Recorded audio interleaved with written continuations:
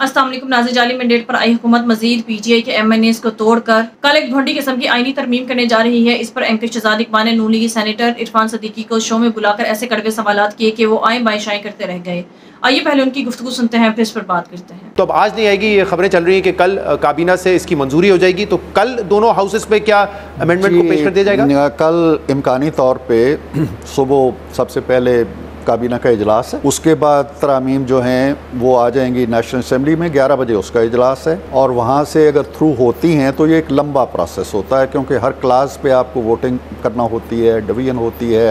It may take 2-2.5 घंटे ले लेता है ये प्रोसेस। वहाँ से जब क्लियर अगर हो जाता है तो फिर ये सेनेट में आएगा। सेनेट का इजलास 4 बजे बुलाया गया है। आप कह रहे हैं कि ये काबीना से मंजूरी भी कल होगी, दोनों हाउसेस में कल पेश भी कर दिया जाएगा, और इस पे जो गिनती है वो भी कल ही हो जाएगी, यानी कि पूरा प्रोसेस कल मुकम्मल करने की कोशिश है। बिल्कुल ये कोशिश है। और इरफान सदीक साहब, नंबर्स क्या हुकूमत के पास पूरे हैं? क्योंकि कल बैरिस्टर अकील मलिक जो कि मुशीर हैं वज़ीर आज़म के कानून और इंसाफ पे, उन्होंने हमारे प्रोग्राम में बताया कि जो 41 अरकान हैं जिनको सुप्रीम कोर्ट ने कहा था 2 हफ्ते का टाइम दिया था कि आप अपनी पार्टी एफिलिएशन साबित करें, और अगर पार्टी सर्टिफिकेट आपको मिल जाता है तो फिर आप उस पार्टी के रुकन तस्वुर किए जाएंगे। अकील अब्बासी साहब ने कहा कि क्योंकि नोटिफाई नहीं किया है इलेक्शन कमीशन ने, तो वो आज़ाद है, वो किसी भी पार्टी को वोट दे सकते हैं। लेकिन आज जब ये सेनेट में बहस हो रही थी तो सुप्रीम कोर्ट का ऑर्डर आया है, वजाहत आ गई है कि 41 अरकान में से जिन जिन ने पार्टी सर्टिफिकेट जमा करवा दिया है और पार्टी ने इंडोर्स भी कर दिया है, तो वो अब पीटीआई या उसी जमात के तस्वुर किए जाएंगे, यानी कि वो अरकान तो आपकी मदद नहीं कर सकते। इसकी इम्प्लीकेशंस क्या होती हैं, इसके नतायज क्या निकलते हैं, या अगर हम आईनी तरमीम कर लेते हैं और इसमें ऐसे लोग भी आ जाते हैं जो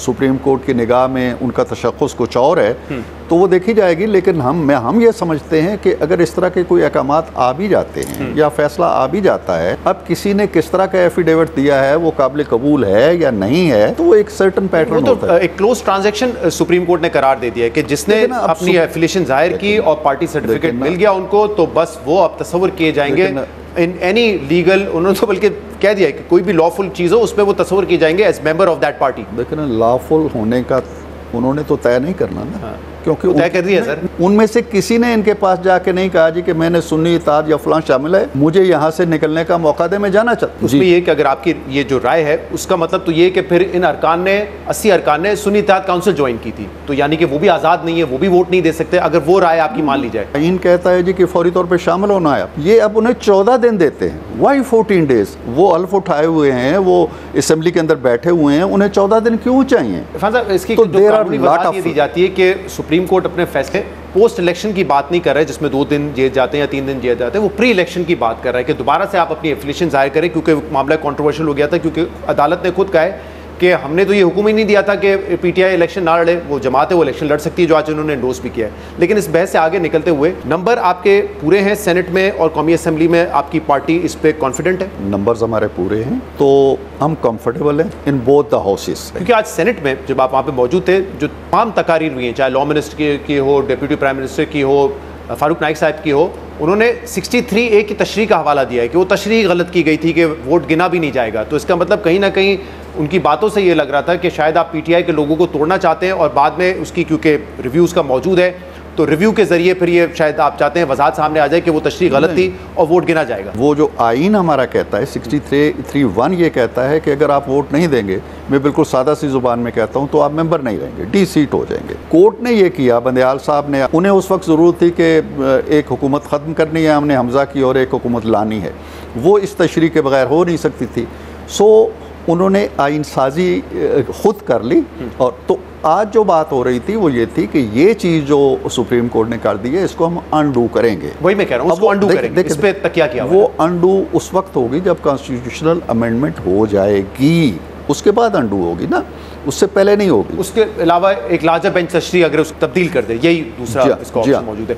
अब मुझे बताइए कि अमेंडमेंट एग्जैक्टली क्या आ रही है, क्योंकि कल बैरिस्टर अकील मलिक साहब ने कहा 3-4 इसमें क्लॉजेज हैं जो हम लेकर आ रहे हैं, 3-4 ऑप्शन हमारे पास मौजूद हैं। एक एज के हवाले से कि सुप्रीम कोर्ट के जजेस की एज 65 से 68 कर दी जाए, एक ये कि सीनियरिटी प्रिंसिपल को तब्दील करके पूल ऑफ जजेस में से किसी एक को चीफ जस्टिस अपॉइंट किया जाए। ये पैकेज में बहुत सी चीज़ें हैं और अभी फाइनलिटी की स्टेज पे वो नहीं गया। फिर 18वीं तरमीम भी 19वीं तरमीम भी आई, तो उसके कुछ मैं फैक्ट्स बता देता हूँ जो कि रज़ा रब्बानी साहब ने अपनी रिपोर्ट में लिखे थे कि 77 मीटिंग्स हुई थी कमेटी की, 385 घंटों की डेलिब्रेशन के बाद वो डॉक्यूमेंट आया था। इस वक्त मामला ये है कि आपको एग्जैक्टली नहीं पता डॉक्यूमेंट क्या है, क्योंकि आप कह रहे हैं वो फाइनलिटी में नहीं गया है। बैरिस्टर अकील मलिक साहब कह रहे हैं 4-5 ऑप्शन मौजूद हैं। राना सनाउल्लाह साहब को कल तक नहीं पता था अमेंडमेंट क्या आ रही है। जब इस खुफिया तरीके से आप लेकर आएंगे विदाउट डेलिब्रेशन, तो फिर इसका 2 मकासद नजर आते हैं।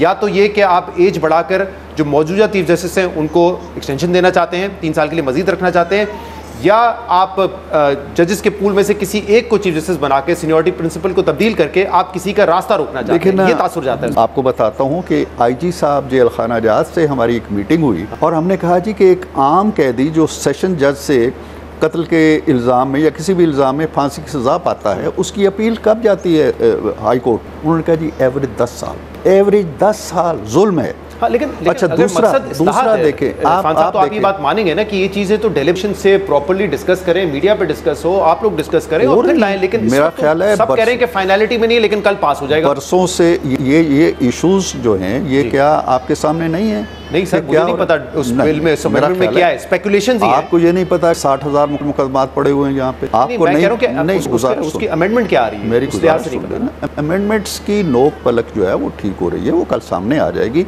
और वो कोई ऐसी चीज आप कह रहे हैं कल सामने आके कल पास भी हो जाएंगे, तो पास उसी वक्त होगी ना जब उसे तायद मिलेगी। खान साहब, ये तो मसला है कि देखें, हमने भी सीनियर मोस्ट का इसीलिए प्रिंसिपल अडॉप्ट किया था क्योंकि वरना पिक एंड चूज में इंडिपेंडेंस ऑफ जुडिशरी जो है वो कॉम्प्रोमाइज होने का खतरा था। जैसे कि मोहतरमा बेनज़ीर भुट्टो ने जब सज्जाद अली शाह को अपॉइंट किया और सुपरसीड किया उन्होंने बाकी जजेस को, तो यही कंट्रोवर्सी हुई ना कि क्योंकि आपके फेवरेट इसलिए आप इनको लगा रहे हैं। तो वही एक थॉट प्रोसेस था जिसके बाद हमने तरमीम करके ये कहा कि इस कंट्रोवर्सी से दूर रहें। हम सीनियर मोस्ट को पता होगा कि वो उसने बनाए चीफ जस्टिस, तो क्या मसला है? आप देखेंगे वो जो मिसाल आप दे रहे हैं ना, वो चीफ एग्जीक्यूटिव की सवाबदीद की मिसाल आप दे रहे हैं। अब सवाबदीद खत्म कर, तो अब मैकेनिज्म इसका जो भी होगा सीनियरिटी के अगेन इस तासुर पूछूंगा, इस तासुर को आप कैसे जाहिर करेंगे? क्योंकि this will not only make you controversial but जजेस को भी कंट्रोवर्शियल आप कर देंगे कि इस वक्त आपका मकसद ये है कि या तो जो चीफ हैं वो एग्जिस्टिंग चीफ जस्टिस हैं वो बरकरार रहें मजीद 3 साल, या किसी का रास्ता रोकना चाह रहे हैं। ये परसेप्शन तो बड़ा स्ट्रॉन्ग है, ये तो आपके खिलाफ जाता है सारा। परसेप्शन तो जो भी आप लोग बनाना चाहेंगे बन जाएगा।